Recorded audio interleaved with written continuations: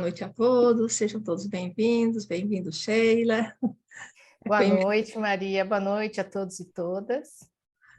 Com imensa alegria, né, que estamos dando continuidade ao estudo de Joana de Ângeles, Jesus e o Evangelho, à luz da Psicologia Profunda. E esta é uma iniciativa da NSP, a Federação Espírita Holandesa, e os amigos da AME, sob a coordenação geral do Dr. Gelson Luiz Roberto. Hoje temos a satisfação imensa de ter novamente a presença da nossa querida Sheila Simões. Ela vai falar do tópico Jesus e o poder real, fé e potência. Sheila, a palavra é sua. Obrigada.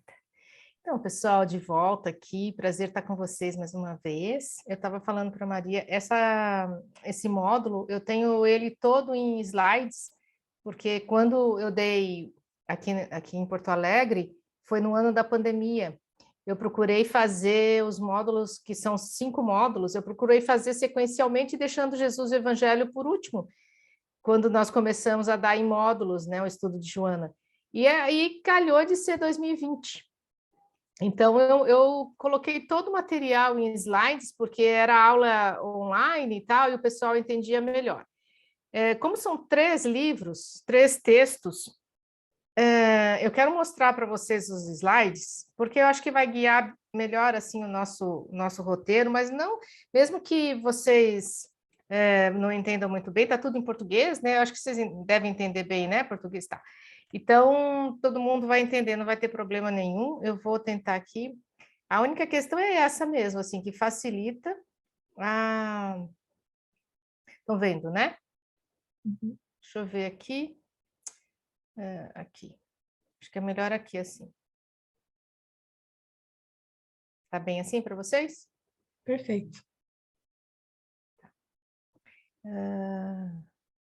O que vocês enxergam? Vocês enxergam toda a tela e um quadrinho só, né? Ou não? Vocês... Tirou, Maria, o áudio. Estamos vendo a tela toda, tá ótimo. Isso. Tá bom. Isso. Isso. E Então, você assim, do ladinho. tá bem. A nossa sequência, então, é o capítulo 26 do Jesus e o Evangelho à luz da Psicologia Profunda. GELP quer dizer isso, Jesus e o Evangelho. Jesus e Atualidade, capítulo 18, e Desperte e Seja Feliz, o capítulo 10. No capítulo 10, de Desperte e Seja Feliz, Joana ela traz um texto que antecede o próprio texto.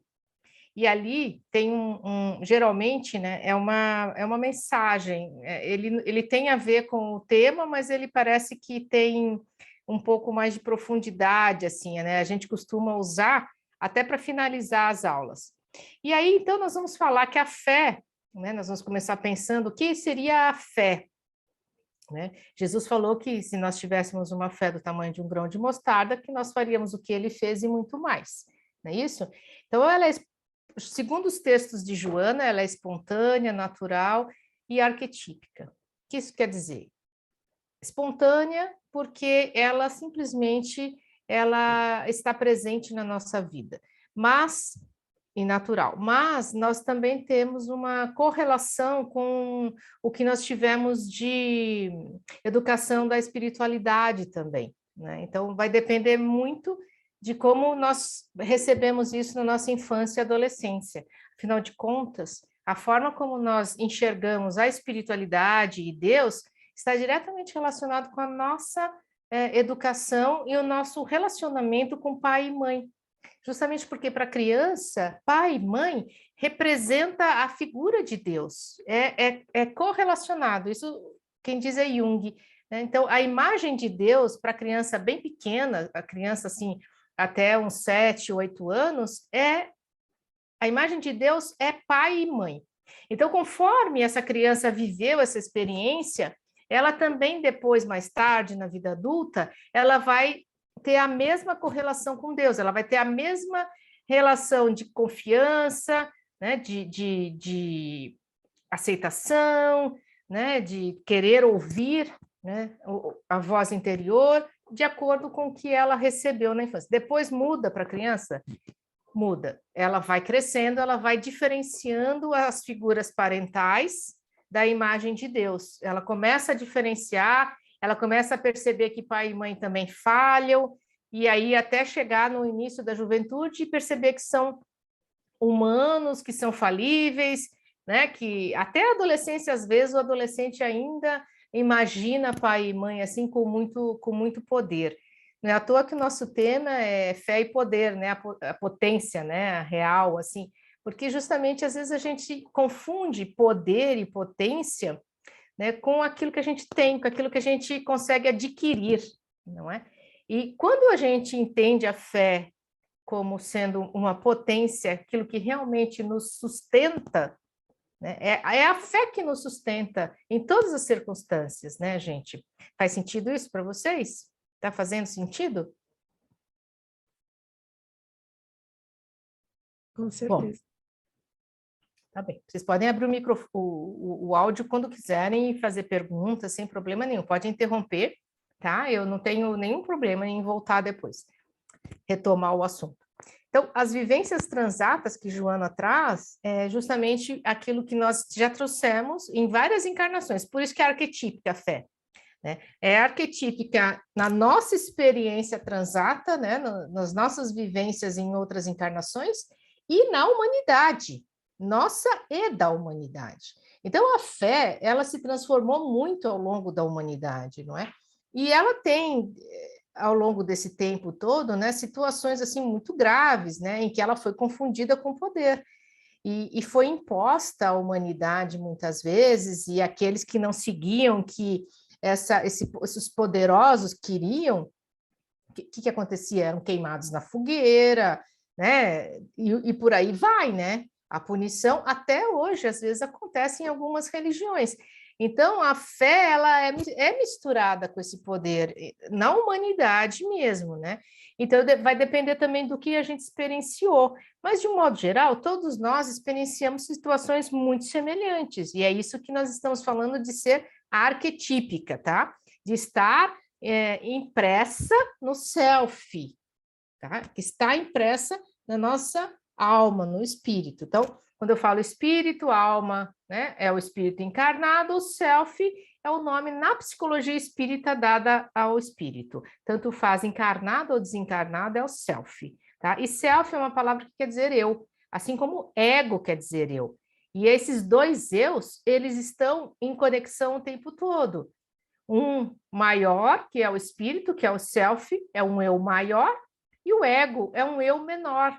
É aquele que está, neste momento, se relacionando com a nossa vida imediata, tá? E é o ego que recebe a impressão dessa vida imediata e vai vivenciar a sua fé, é o ego que percebe a sua fé. E quando ele... O ego, então, né? Nós estamos falando como se fosse uma terceira pessoa, mas somos nós, né? Então, a gente tanto está falando de nós, quanto a gente está falando desse aspecto da nossa psique, que tem é o ego que nos dá a possibilidade de agir, né? Então, ele sumiu a palavra agora, ele tem autonomia para agir, podemos dizer assim, não é? Então, a fé, ela é impressa na nossa vida de acordo com o ego, de acordo com como o ego percebe, tá? Então, por isso é uma elaboração racional. Ela não pode ser cega nem ingênua, né? A fé cega, ela acaba entrando e sendo manipulada por pessoas que às vezes não têm boas intenções, né? Então, a nossa fé, como diz Allan Kardec, ela precisa ser raciocinada, tá? Você precisa entender o que está acontecendo racionalmente. Mas a fé em si mesmo é irracional? O que vocês acham? A fé em si mesmo, assim como nós vivenciamos. O que vocês acham? É racional ou irracional? Sheila, eu tenho uma pergunta. Boa noite. Boa noite. Essa fé que a gente tem no Brasil, essa fé que a gente vê que aqui na Europa é muito diferente, e ela não, digamos, até eu penso que ela seja bem racional, mas e essa fé dos muçulmanos que por amor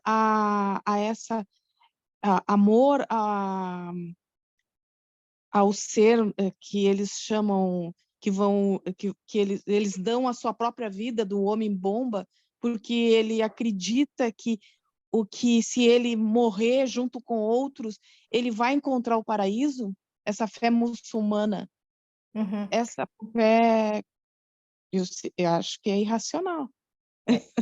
Na verdade, assim, o que eu estou chamando de irracional é quando a gente coloca a nossa intuição, tá?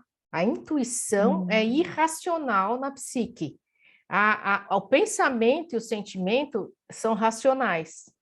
E quando eu coloco essa intuição, a minha percepção, aquilo que eu estou sentindo de uma maneira mais física, assim, sabe? Meu coração, eu falo da senso-percepção, né? Então, o meu coração, ele dispara por alguma situação, tal, ou eu fico entristecida, tal. Então, isso seria a diferença, né, entre o racional e o irracional.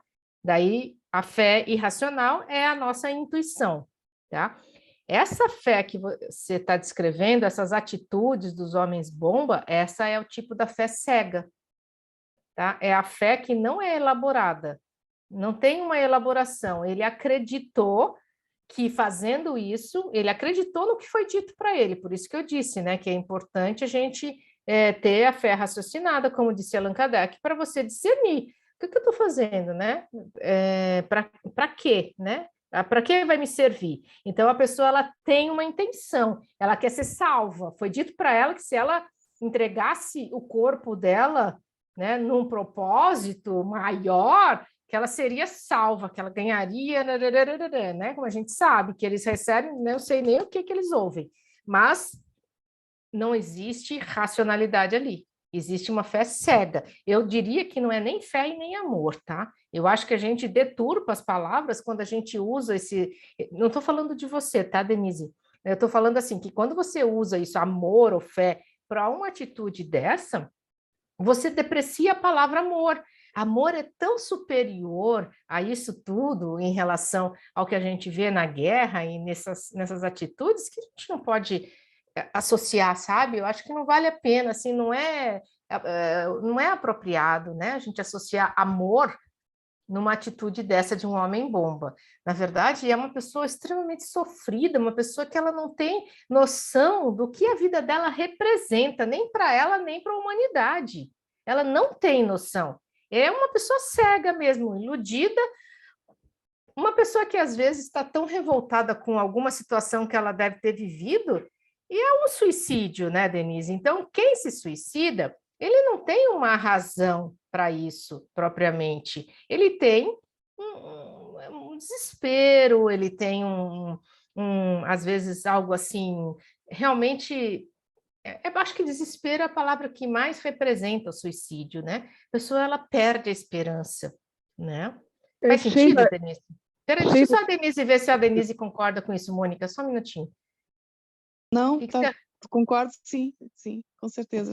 Fez sentido para você que não dá para a gente chamar de amor e nem de fé, né? Não, com certeza não. Tá legal. Eu nem colocaria mesmo o amor, com certeza. Tá legal, tá bom. Obrigada. Então. Imagina. Oi, Mônica. Oi, boa noite, Sheila. Boa noite.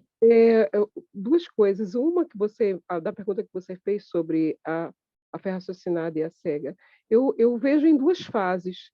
Né? Aquela fase inicial que você falou da vida da gente, realmente na adolescência a gente fica... como é que a gente vai... né? A confusão que dá na adolescência exatamente pela imposição da igreja nas nossas vidas, né, católica. Então fica aquele duelo, dizer assim, peraí, mas a gente entra na igreja e a gente não vê o sentido, né? Busca esse sentido, as perguntas não são respondidas, né? E isso realmente confunde um pouco a gente. Então a gente vai começar realmente a tentar, durante esses anos todos, associar aquela linguagem do evangelho para o dia a dia, que é isso que eu buscava, para ver, peraí, se Jesus era assim, por que está acontecendo isso? E tinha que ser só naquela época, e por que não na época de hoje? Mas aí entra na fé raciocinada, que realmente o porquê eu acredito nisso. Mas uma coisa que a Denise colocou, que eu acho interessante que você colocou, eu vejo também, aí associando ao que eu estou falando, existe uma troca de interesses. porque é uma barganha, né? Então, você está ali, entendeu? Oferecendo para um sonho para você, pela infelicidade que você já traz, pela alguma coisa que você já traz, com a insatisfação do corpo ou da vida, e buscar algo a mais, porque você não encontra resposta. Então, não é somente o muçulmano, mas outras ocasiões, outras situações que você busca, entendeu? Uma resposta mais concreta, como uma criança, né? Que gosta do concreto, e de repente existe uma barganha, né? É Uhum. isso, eu vejo como uma barganha, como, bom, eu vou ali da minha vida, mas eu tenho certeza que eu vou estar, entendeu? E a É. gente, né? Existe essa barganha. É isso mesmo, eu concordo, Mônica, faz todo sentido, e às vezes a gente segue, às vezes não é para entregar o próprio corpo para uma causa, mas a gente entrega a nossa vida, né? A gente trabalha anos e anos e anos naquilo, né? E, inclusive, muitas pessoas, né, elas têm essa tendência, elas já trazem isso de uma religião anterior, e elas trazem para a doutrina espírita. Consequentemente, assim, a gente vê pessoas trabalhando na doutrina espírita como se elas estivessem trabalhando numa igreja católica, sabe?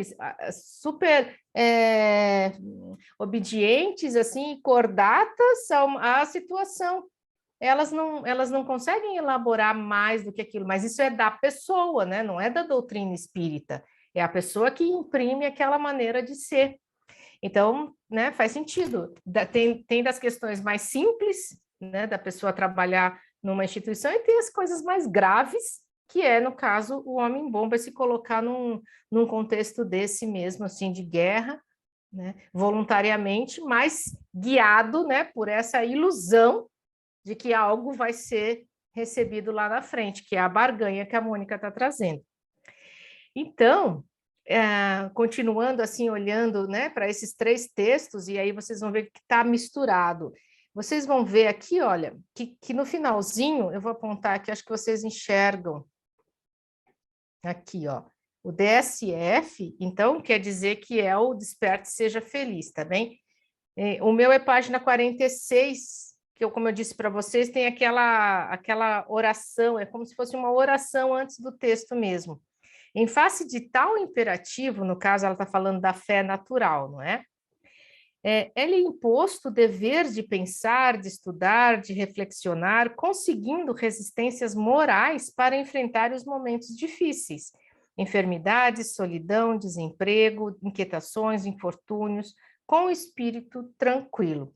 Então, Joana está trazendo a importância da fé natural, que é isso que pode nos acompanhar, né? Cada um tem da sua maneira de desenvolvimento, porque nós estamos em níveis de evolução diferentes, semelhantes, mas não o mesmo nível de evolução. Então, para aqueles que já conseguiram não simplesmente acreditar em algo, mas incorporar essa crença, incorporar essa força, incorporar uma determinação de vida. Por isso que ela traz assim que é importante nós pensarmos, estudarmos, reflexionarmos, resistências morais para enfrentar os momentos difíceis. Quando nós estamos passando por isso e temos a fé que suporta, então aquele momento difícil fica um pouco menos difícil. Acho que é isso que Joana está chamando nossa atenção, né? Para a gente perceber como a nossa fé pode ser essa mola propulsora da nossa vida, para a gente conseguir aquilo que a gente quer e precisa, né? Nossos desejos e nossas necessidades. Depois, no Jesus, o Evangelho à Luz da Psicologia Profunda, ela traz assim: por isso há um limite entre a fé e a ação, que deve ser tido em conta quando da tomada de decisão ante o que fazer ou deixar de realizá-lo. Aqui, ela nesse texto, ela faz no início uma explicação sobre como pode ser a fé, e como essa fé vai chegar para o homem e para a mulher, né, segundo as próprias forças. Existe uma necessidade de reconhecimento das próprias forças para que você possa associar a fé que você está imprimindo naquela situação. Então, isso também está relacionado com a autoestima. Quando eu não acredito ser capaz de realizar algo, ou seja, minha força para realizar algo, então a minha fé ela acaba enfraquecendo também. Olha que interessante essa associação. né? Nas nossas próprias forças, nossa autoestima relacionada com a nossa capacidade de conquista, de suportar o que está difícil, uma doença, uma perda de emprego, né? A doença de um filho, e aí a gente vai se relacionando com isso de acordo com o que a gente conseguiu adquirir. Às vezes a gente encontra assim a pessoa espiritualizada, segue, né, todas as recomendações, mas quando ela está passando por uma dificuldade, ela acaba não suportando. É comum assim a pessoa, depois de ter trabalhado muitos anos, eu tenho visto assim algumas pessoas aqui no Brasil, né, que adoecem de câncer. E eu tenho acompanhado uma senhora que ela está muito, muito mal mesmo. O câncer está disseminando bem rápido, né? Ela está muito frustrada, porque ela acreditava que não era para ela adoecer. Afinal de contas, ela trabalhou há mais de 40 anos na doutrina, na casa espírita, e ela estava fazendo tudo certinho. E como é que ela adoece? O que vocês acham disso, gente? Parece que é a barganha, né? Voltou a barganha, né, Denise? Né, que a Mônica falou. Exatamente, parece que voltou, né? Uma vez eu falei assim para uma moça que ela estava passando por uma situação dessa, ela falou assim, por que comigo? E eu perguntei para ela, por que não?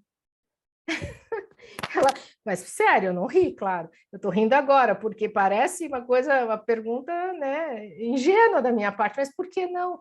Mas foi o que fez diferença para ela, sabia? Quando eu perguntei para ela, por que não? Por que não com você?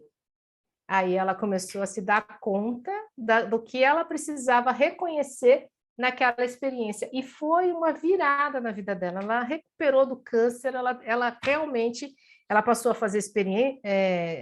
Como é que se fala?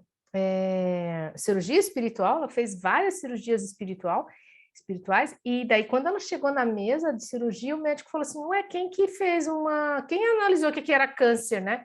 Fizeram tá errado, não tem câncer aqui.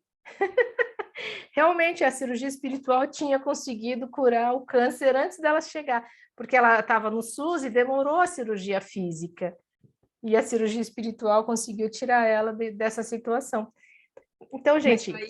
Aí, né, Sheila, a gente vê a falta, o quanto faz falta o autoconhecimento, né? Como a gente precisa estar sempre dando uma olhada para o nosso interior e para nos conhecer um pouquinho melhor, né? Porque realmente, porque somos espíritas, né? Que a gente aprende da doutrina espírita, né? Que todos nós estamos aqui no mundo de provas e expiações e a gente tem muitas coisas para, mesmo tentando fazer o melhor hoje, mas a gente traz questões mal resolvidas que a gente precisa resgatar aqui, né? E às vezes... Nossa!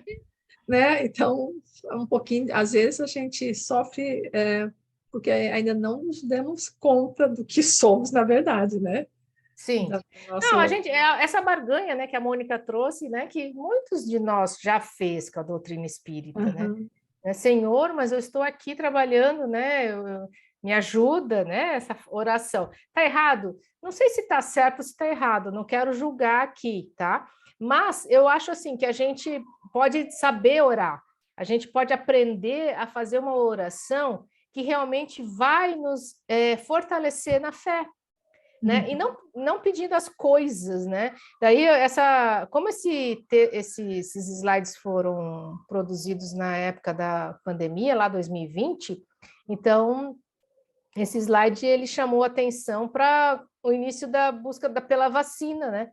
E que muita gente ficava duvidando demais da vacina, né? Como se aquilo não fosse ser o ideal para nós, né? Houve muita dúvida, houve muitas pessoas que trabalharam contra a vacina e disseminando notícias falsas mesmo, né?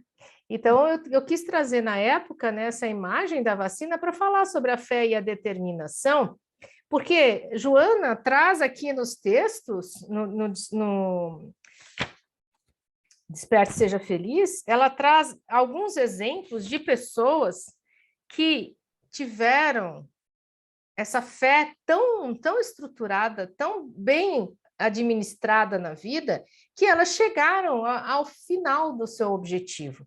Então, é uma meta guiada pelo self, tá? E ela traz o exemplo desse Ignace Semmelweis, né, estigmatizado pela intolerância da tradição e a soberba da ignorância, porque sustentava o seu ideal de serviço na fé, permaneceu na busca da solução para o problema da infecção puerperal e tornou-se o pai da asepsia. Thomas Edison, firmado na fé de produzir, jamais se permitiu o luxo do repouso, logrando brindar o mundo com aproximadamente 1000 inventos de extraordinária utilidade, principalmente a luz, né, gente? Colombo, apoiado na fé, que é o Cristóvão Colombo, na fé que as reminiscências do passado lhe mantinham vivas na mente, peregrinou por vários cortes europeus, buscando ajuda para sua empresa e, graças a isso, descobriu a América. Ele, né, então, não tinha intenção, mas acabou descobrindo a América. Embora eu já tinha ouvido falar que ele tinha intenção, sim. Eles sabiam que existia alguma coisa aqui desse lado de cá, né? Só que como era muito longe, então eles precisavam fazer uma aventura para descobrir, né? E eu acho que para conseguir recursos ele tinha que colocar um propósito, né? Que era a empresa. Daí, eu estou aqui elucubrando, tá, gente? Se vocês pensam diferente, podem trazer. Allan Kardec, alicerçado na fé raciocinada, inquiriu os imortais com persistência e brindou a humanidade com a revelação espírita. Imortais, né? Realmente todos nós somos imortais. Na Grécia Antiga, os imortais eram só os deuses. E a gente sabe que, na verdade, todos nós somos imortais, né? Em todos aqueles que edificaram as abençoadas colunas do progresso ético, social e cultural da Terra, a presença da fé é o estímulo e segurança que os não deixou desistir dos cometimentos que perseguiam. Então, a Joana está trazendo alguns exemplos práticos, né, que vão nos dar essa ideia de que a fé, ela não é apenas a fé da oração, né, que deve acompanhar nossas orações, é a fé no nosso propósito. Para muitos pode ser comparada à vontade, para muitos pode ser comparada à determinação, a propósito. Tudo bem, são formas de enxergar. E realmente, às vezes, a gente precisa de um propósito, né, de um sentido bem estabelecido, que é essa meta guiada pelo self, para a gente saber onde a gente vai chegar, né? Senão a gente vai fazendo, e bom, de repente a gente chegou num lugar que a gente nem imaginava. Pode acontecer também, né? Vamos lá. Então, no outro texto de Jesus e Atualidade, que também tem o nome Jesus e Sofrimentos, né? Esse texto aqui, então, se vocês não conhecem, é o primeiro livro da série psicológica, em que ela traz a experiência de Jesus como modelo e guia para a nossa vida, tá? O Jesus e Atualidade. Então, aqui ela diz que querer é decidir-se, querer é decidir-se, abandonando a acomodação parasitária ou o medo de assumir responsabilidades novas perante a vida. Desse modo, arrebentando as cadeias de revolta persistente da autocompaixão das sombras nas quais o indivíduo se oculta.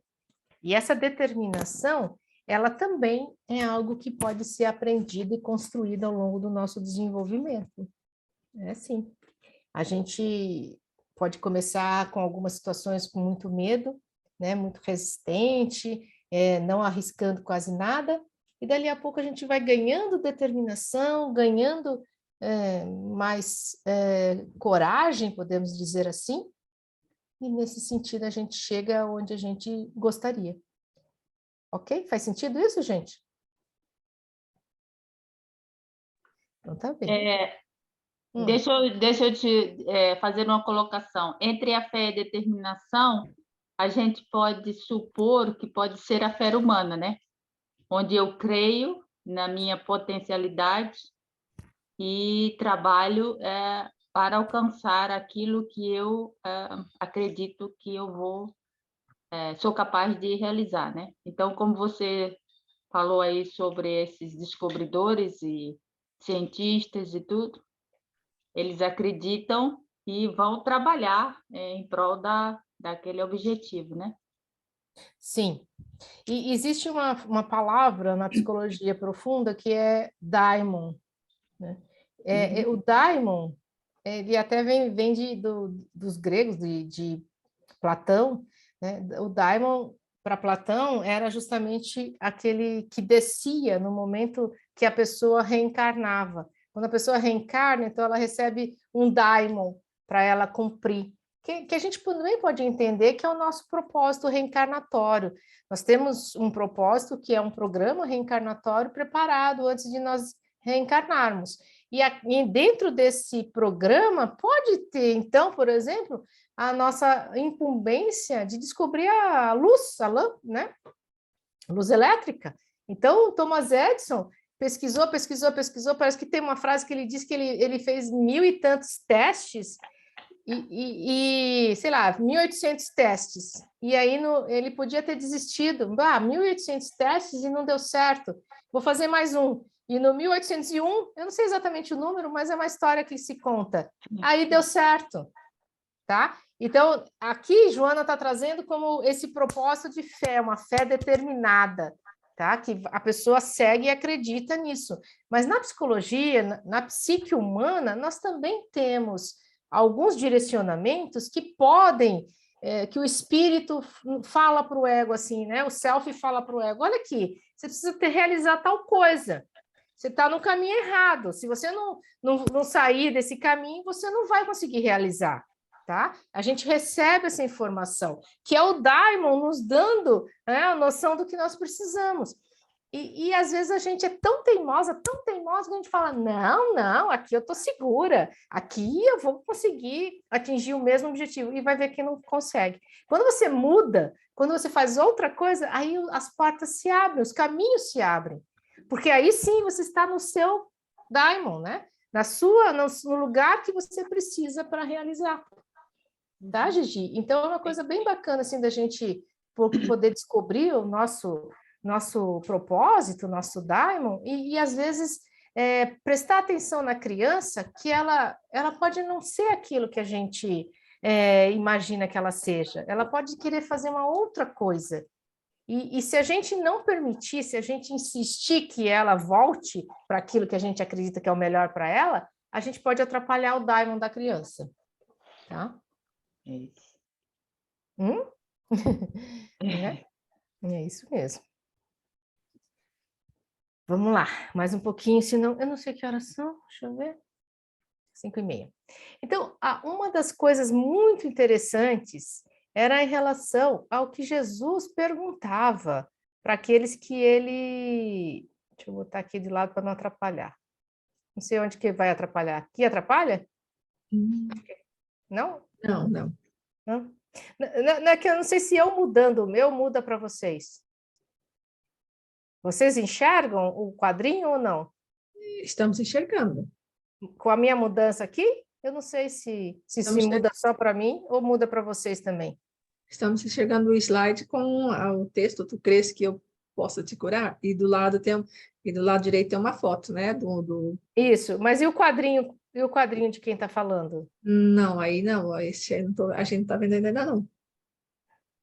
Não, tudo bem. Então, vamos adiante. É que acho que é para cada um, aparece do jeito que a pessoa coloca, o quadrinho das pessoas que estão participando.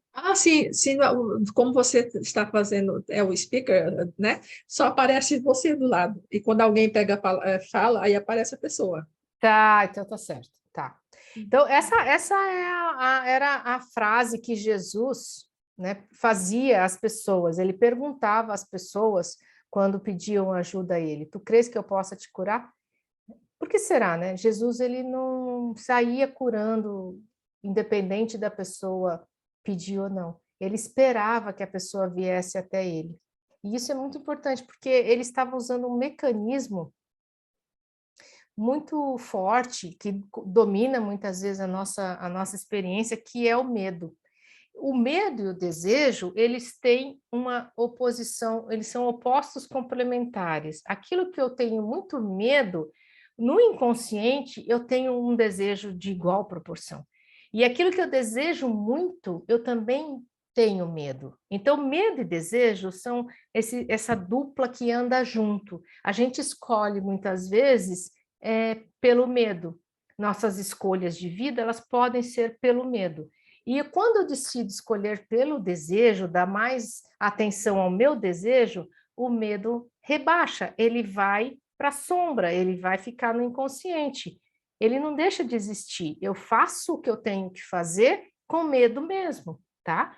Então é muito importante a gente imaginar o quanto o que eu tenho na consciência, o inconsciente na sombra tem o seu oposto, tá? Então Jesus, ele buscava o desejo no inconsciente das pessoas. Tu crês que eu possa te curar? Tu crês, tu tem fé que eu possa te curar? Ele buscava isso inconscientemente. Algumas pessoas, elas falavam rapidamente, claro, senhor, claro, eu quero, eu quero, eu quero, eu quero. Outras pessoas, elas ainda meditavam um pouquinho, porque elas levavam muito mais a sério essa pergunta de Jesus. Isso segundo o que a gente vê nos filmes, né, gente? A gente está fazendo uma suposição aqui.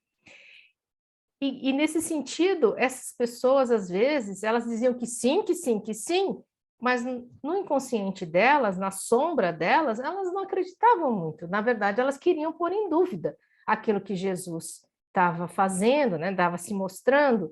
Mas se elas conseguissem se recuperar da doença, melhor, estavam no lucro, né? Muitos agiram dessa maneira. Porque a maldade humana sempre existiu, continua existindo. Então, muitas vezes a gente recebe algumas pessoas, algumas colocações assim que nos falam coisas, né, que na verdade elas não estão sendo sinceras, né, sinceras, elas estão usando uma cera, elas estão usando uma persona. E quando a gente se relaciona com as pessoas através da persona delas, ou seja, né, da máscara delas, a gente tem dificuldade de saber o que ela quer de verdade. Aí agora voltando ali na pergunta da Denise, né? O que pode fazer um rapaz aí, ele tem que ser pelo menos maior de idade, eu imagino, né? 18, 19 anos, querer ser um homem bomba. Ele talvez, aquilo que ele vai representar naquele meio é mais a persona dele. A persona desse cara corajoso, desse cara que se coloca e veste a camiseta cheia de bomba, né? Nesse caso, a gente fala, né, de vestir a camiseta da empresa, né? Mas ele veste a camiseta cheia de bomba, porque ele vai se... né?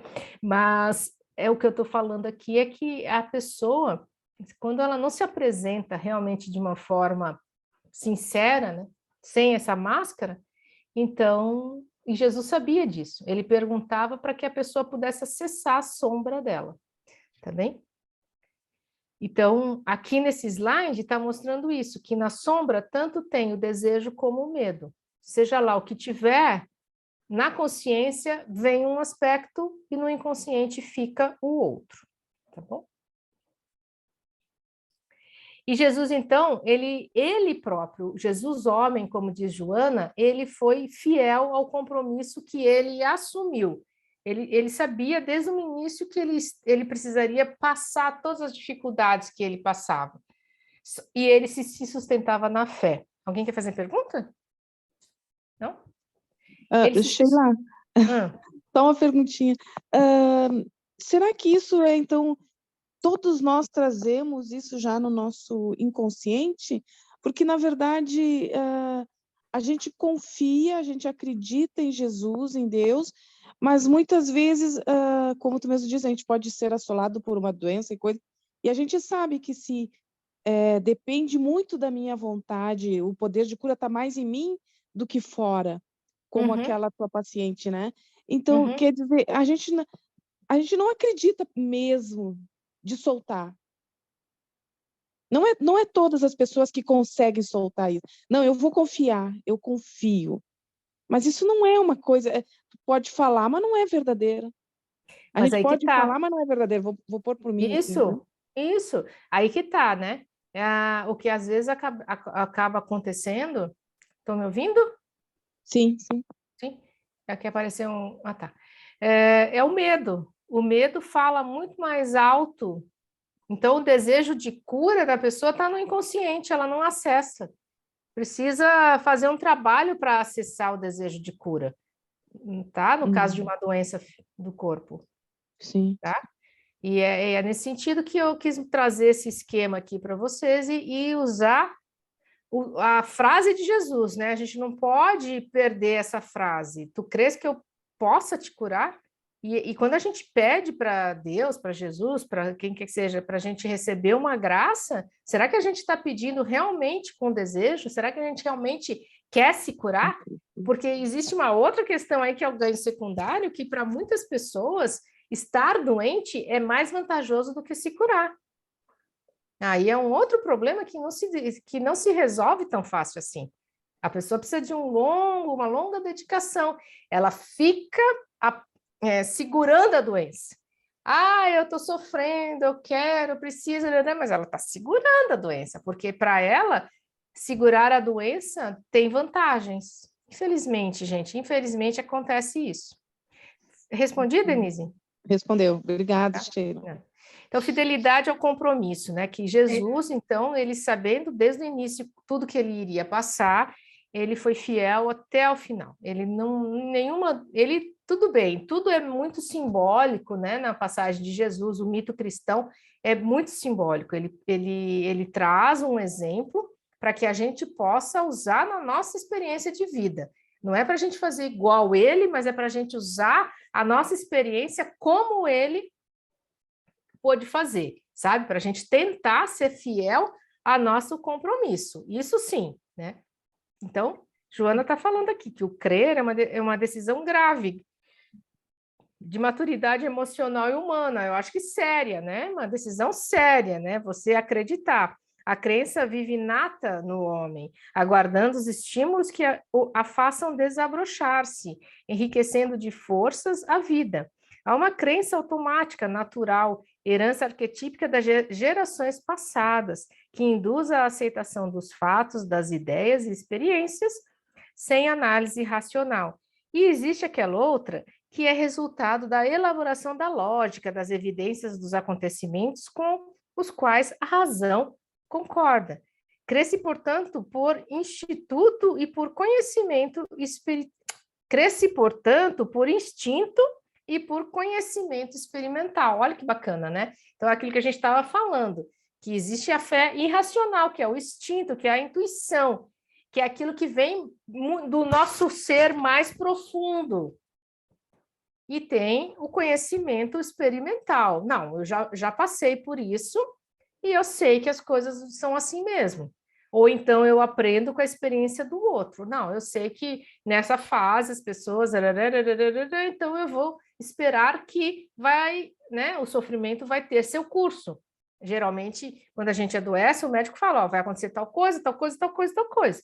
Jesus, quando ele reencarnou entre nós, ele precisava baixar toda a vibração que ele tinha para ele poder estar com a gente, senão ele não estaria, ele não conseguiria. E quando ele baixa essa vibração, ele também precisa sustentar o que ele estava fazendo aqui entre nós. Olha que interessante, gente, não é porque, uma das coisas, né? Porque Jesus se pautava na oração?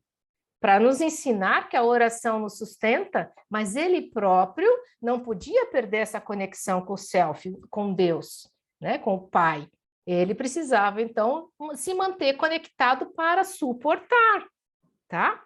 Quando ele fala, afasta de mim esse cálice, é porque ele já estava num estado, né, com aquela vibração da terra extremamente pesada, mas ele falou, não, mas eu preciso, eu vou ficar, eu vou seguir adiante, né? Eu vou fazer a tua vontade, que é mais ou menos como a gente pode pensar, porque nós esquecemos, né, o nosso propósito quando reencarnamos, esquecemos tudo que a gente se comprometeu, qual é o nosso propósito, aquilo que a gente sabia que vinha cumprir. E aí, quando você fala como Jesus assim, mas eu vou seguir esse propósito, a tua vontade, é a tua vontade de quem? A tua vontade nossa mesmo, né? A tua do self, a tua vontade do que eu preciso cumprir, tá? E às vezes o ego briga com isso. Não vou, não quero, adoece. Tá? Adoece porque a doença, ela força o ego a se dobrar, a se curvar, tá? Não é à toa que o simbolismo de ajoelhar para rezar está relacionado com esse se curvar, né? Eu ajoelho e eu fico pequena diante de Deus, diante do maior que está em mim também. Tá fazendo sentido, gente? Sim? Aqui, então, no Desperte e Seja Feliz, ela traz duas passagens, Joana traz duas passagens. Não permitas que a tua fé no futuro desfaleça apenas porque as circunstâncias aziagas deste momento, as circunstâncias difíceis deste momento pareçam ameaçar os teus ideais de enobrecimento, né? Aí vem o orgulho, tá? Como assim? Por que eu estou doente? Como assim? Né? Fortalece a tua fé com o combustível da razão, a fim de que a sombra da dúvida não te entorpeça os sentimentos. Persevera em atitudes de fé, mesmo quando o desfalecimento te ameace as forças. O homem que avança sem fé deixa-se enlear pelo cipoal do desequilíbrio. Essa é Joana, né, usando umas palavras difíceis. Envenenando-se com o bafio do desencanto e sucumbindo de imediato. Então, o homem que avança sem fé, ele acaba entrando em desequilíbrio e se sente envenenado, né? Ele se sente intoxicado pelo desencanto e sucumbe de imediato, ele não vai adiante, né?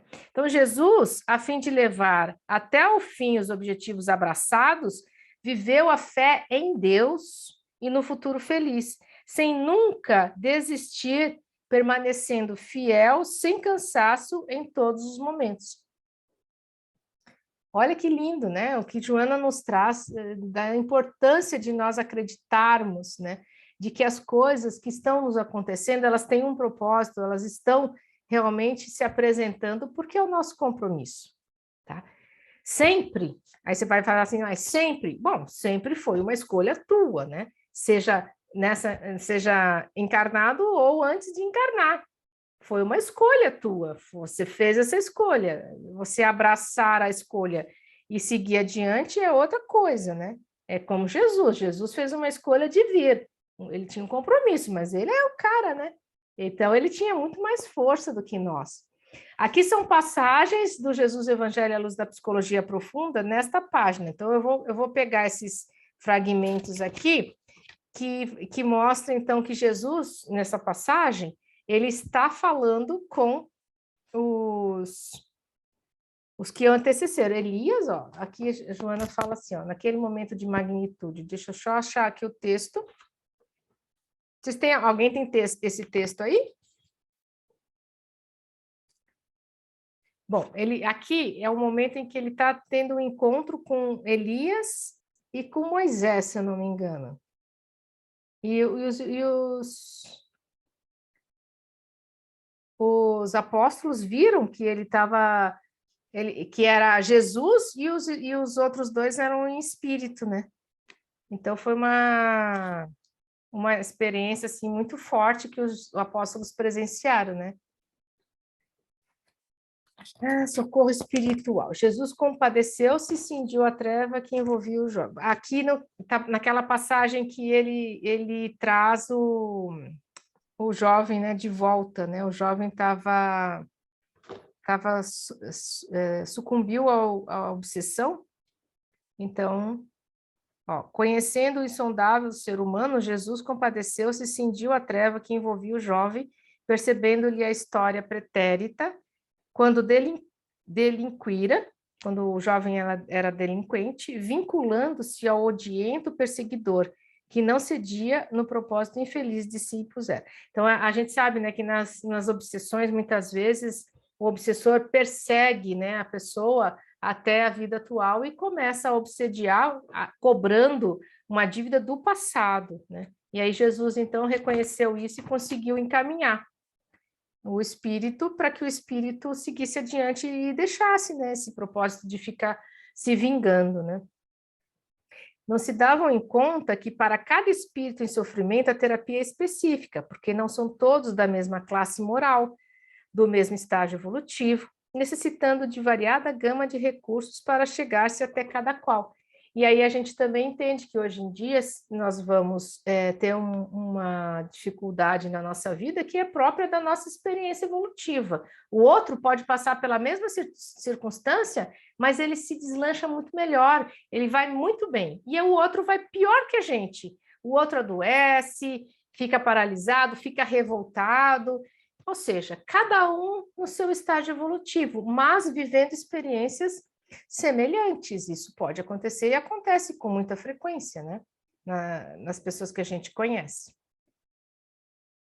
Então, para a gente finalizar, eu não sei se já está no nosso horário, Maria.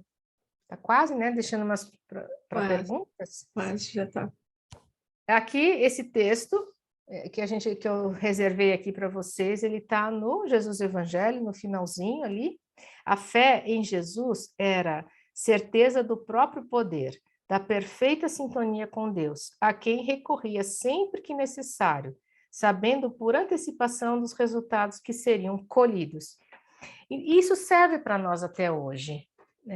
Quando nós nos colocamos à disposição de Jesus e pedimos que ele nos oriente, que ele nos intua, seja Jesus ou toda a falange que nos acompanha, né? A gente tem essa abertura, e é isso que importa. O ego precisa se abrir. A fé, então, hoje a gente já conseguiu compreender isso, ela está diretamente ligada à ação que o ego vai ter na vida. Às vezes nós temos muito mais fé do que o ego aceita. O ego fica renitente, fica muito materialista, sabe? Fica assim achando que as coisas são mais objetivas, não é nada disso, mas lá no nosso ser profundo existe a fé.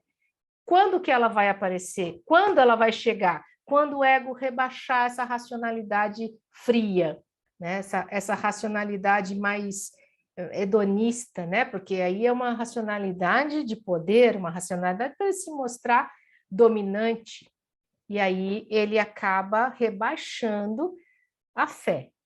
Tá, gente? Faz sentido isso? Rebaixar a fé, ela é muitas vezes um equívoco do ego. Né? Mas tem as pessoas que ainda não evoluíram a ponto de ter efetivamente a fé. Como é que eu saio, Maria?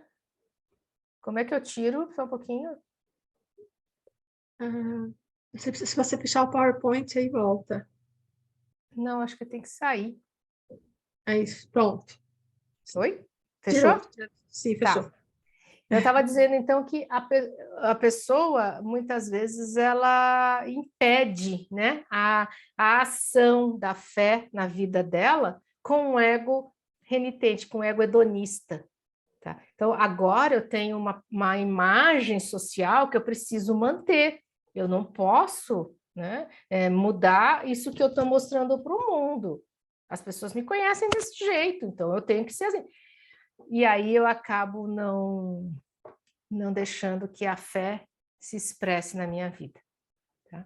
Eu tenho um exemplo. Eu não posso, com relação ao espiritismo, né? Aqui na Holanda tem pessoas holandeses e até brasileiros, que eu sei que apoiam o espiritismo, que sabem da importância, mas o espiritismo ainda não é assim, tem uma certa conotação de, como eu diria, não é bem aceito, então tem pessoas que nem entram em live que seja gravado, que possa aparecer que eles estão ali, não quer ser conectado com o espiritismo. Então, isso aí eu acho que é o ego danado aí falando, não, não, não. Isso mesmo, Maria, obrigada pelo exemplo. Muito, muito bom. É isso mesmo.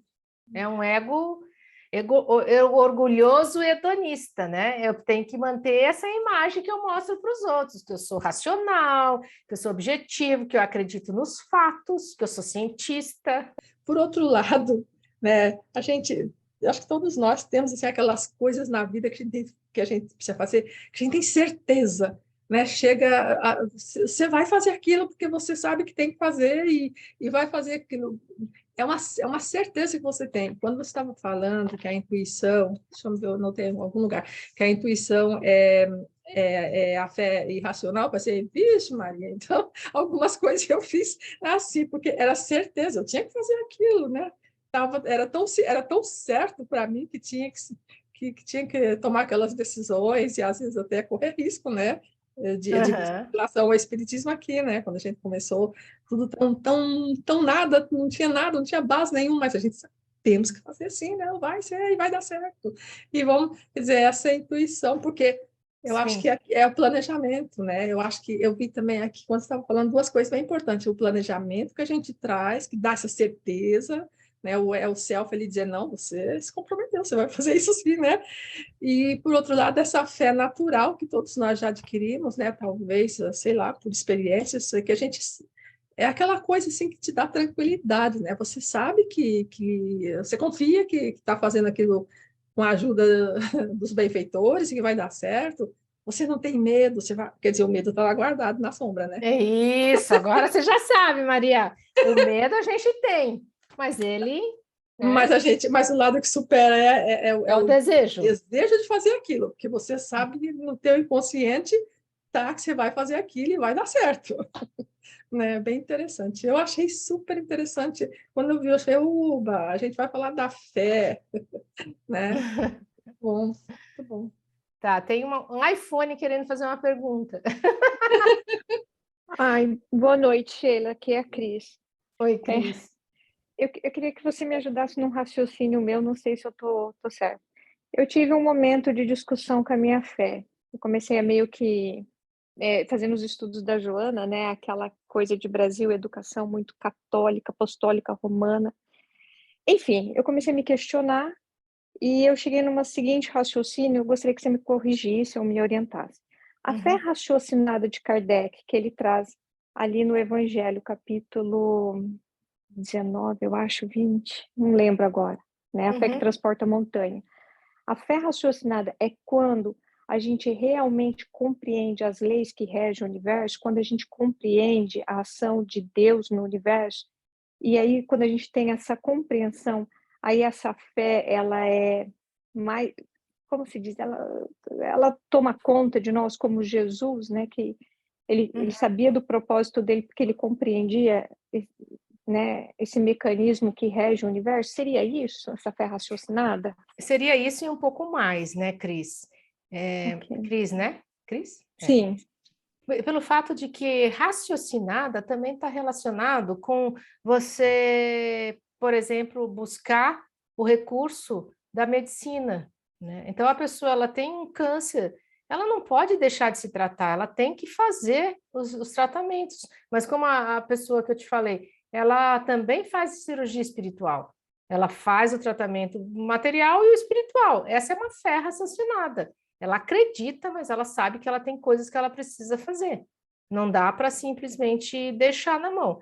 Claro que aquilo que não depende da gente, e tem coisas que realmente a nossa vida precisa muito da ajuda da espiritualidade, isso é fé. Eu acredito firmemente assim que tem muitas coisas da minha vida, e nos últimos 2 anos aconteceu muita coisa assim que eu só tenho que esperar. Eu tenho que esperar o momento. E aí as coisas foram acontecendo. Mas eu deixei de trabalhar? Não. Eu deixei de cumprir com o que eu precisava? Não. Tá? Outro exemplo também que eu dou em relação à fé raciocinada é que eu faço uma formação para analista que é muito caro. E eu esperei 10 anos. Eu falo assim, que durante 10 anos eu ouvi o meu medo. Eu tinha muito medo de não conseguir pagar essa formação. Quando eu decidi fazer, veio a pandemia. O primeiro ano da minha formação é 2020. Eu estou no último ano dos seminários e depois eu já vou fazer a minha defesa, já vou escrever o meu trabalho. Aí eu fico pensando, se eu continuasse seguindo o medo, eu nunca faria essa formação. Mas eu resolvi seguir o meu desejo que ficou 10 anos esperando. Então, eu acredito que eu acreditava que eu tinha condições de fazer, acreditava, mas eu tinha medo de não conseguir. E esse medo, ele é muito útil muitas vezes na nossa vida, porque ele impede que a gente faça coisas que vão nos atrapalhar mais ainda, né?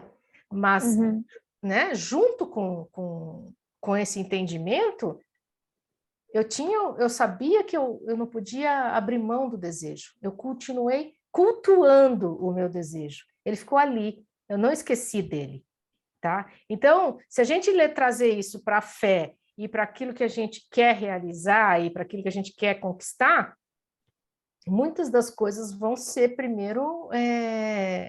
o medo vai vir em primeiro lugar na nossa vida, né? Então, a gente fica pensando, você não está tendo uma fé raciocinada, Não, o medo ele é irracional? O medo é irracional. O entendimento do medo é racional. E aí que vem essa fé raciocinada, né? De você entender, tá, agora não é o momento, eu preciso esperar um pouquinho mais. E aí eu continuo cultuando a minha fé, eu continuo acreditando naquilo que eu posso realizar. Eu posso realizar, mas talvez demore um pouco. Não sei se fez sentido para você, Cris. É mais ou menos por aí? Sim. Clareou. Quer dizer, foi para a prática. Saiu da teoria, foi mais prático. Entendi. Sim. Obrigada, Sheila. Imagina. Obrigada. Mais alguma pergunta, pessoal?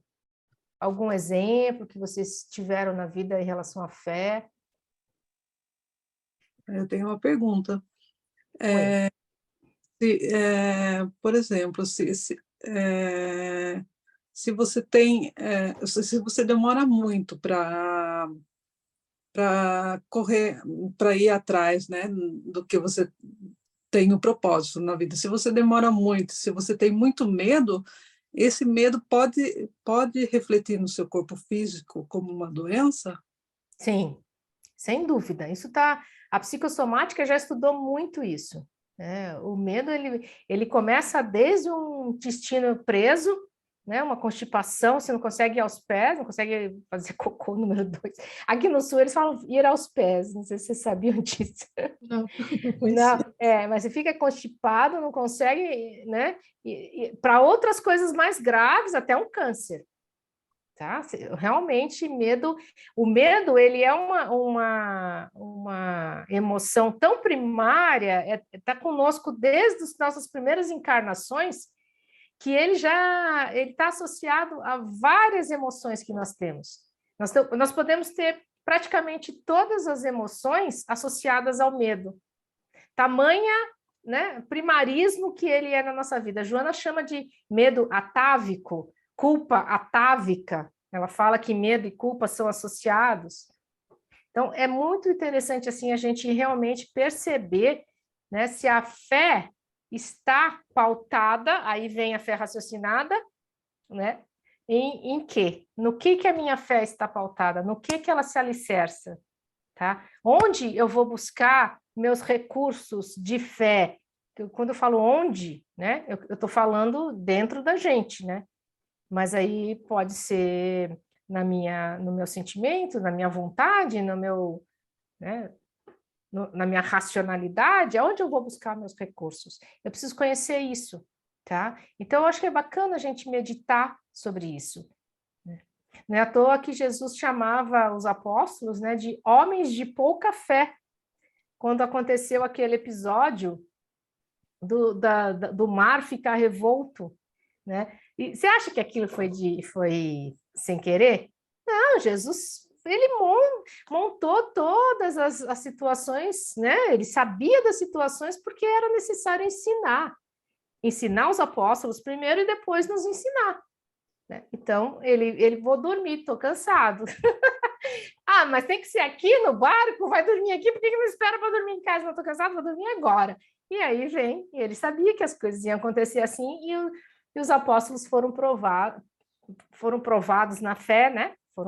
Tiveram uma prova de que a fé deles era frágil. Né? Homens de pouca fé. Eu contei uma experiência positiva na minha vida, mas eu quero contar uma também de que eu achei que eu tinha pouca fé, que foi minha filha aos 16 anos, ela teve um cisto dermoide, né, que é uma massa que cresce no ovário, que é resquícios assim do nosso processo evolutivo mesmo, é por isso que chama cisto dermoide.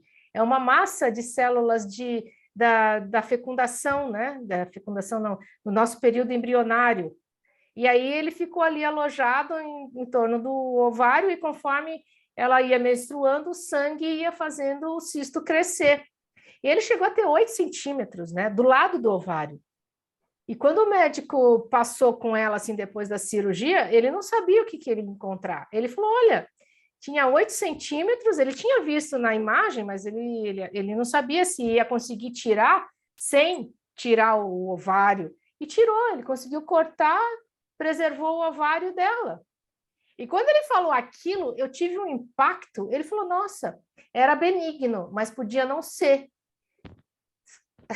Você ouviu uma coisa dessas, assim, a menina de 16 anos, dá um choque, né? Eu acho que todo mundo que tem uma notícia dessas, assim, quando é negativo, quando é um câncer, você toma um choque, todo mundo. E eu tomei aquele choque, eu senti, como a gente estava falando, né, do espírita, que acha que não acontece nada com ele. Eu senti que eu tive pouca fé naquele momento. Na verdade, eu falei para mim mesma, né? Mulher de pouca fé, como assim, né? Você sabia que estava... que ela estava protegida, que você estava protegida, e como assim? Mas tá, eu acho que foi aquele momento mesmo de você titubear, né? Não aconteceu nada, ela ficou bem, deu tudo certo, o médico estava dando uma boa notícia para mim e eu estava entendendo que eu não tinha acreditado tanto assim. Então, é nesse sentido, né, que a gente às vezes precisa, como Joana começou dizendo aqui para nós, né? A gente precisa ter a fé para nos sustentar. Naquele momento eu fiquei desamparada por mim mesma, tá? Não foi pela espiritualidade, eu mesma me desamparei. Então é nesse sentido que eu falo para vocês, né? Que a gente precisa conhecer a nossa fé para saber onde nós vamos buscar nossas bases. E a vida se encarrega de trazer situações para a gente saber se a gente tem fé, qual o tamanho da nossa fé, né? Eu acho que todos nós passamos por esses momentos, mas cadê a minha fé? Eu já passei por situações que eu pensava assim, mas eu sempre achei que eu sou uma pessoa de muita fé, sempre achei isso, né? Aí, situações que aconteciam, eu pensava, mas cadê a minha fé? Aí eu me perguntava, você não disse que é uma pessoa de fé? Cadê a tua fé? Tá com medo do quê? Tá duvidando do quê? Por que é isso? Você não acredita que Deus é Pai, que Deus vela por nós? Sabe? Cada conversa que eu já tive com Deus em determinados momentos, por duvidar da minha, porque eu achei que a minha fé era maior, e naquele momento eu vejo que não é quase nada, né? Mas é por isso que é tão bom esses estudos aqui com a Joana, ela chamando a atenção da gente, colocando coisas para a gente refletir e trazer para o nosso dia a dia, e saber que somos assim. Às vezes a fé está lá em cima, em alta, e de repente, puf, está lá embaixo. Para, vamos lá, vamos rever a situação, né? Sheila, muito obrigada. Eu acho que se a gente tivesse um pouquinho mais de tempo, teria muito mais coisa para a gente falar, né? Trocar ideia. Sempre tem, né? As pessoas, tem. né? Todos presentes, mas o pessoal também, alguns têm outros compromissos, né?